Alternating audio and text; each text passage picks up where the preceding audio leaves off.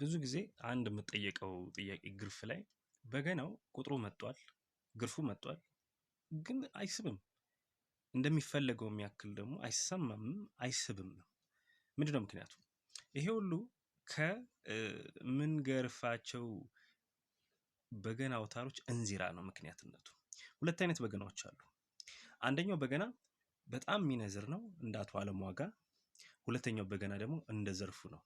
አንዳንድ ድምጾች የተዋጡ ናቸው። ስለዚህ ሞር ኦፍ የኔን በገና ሲሰሙት የዘርፉን ትንሽ ይመስላል።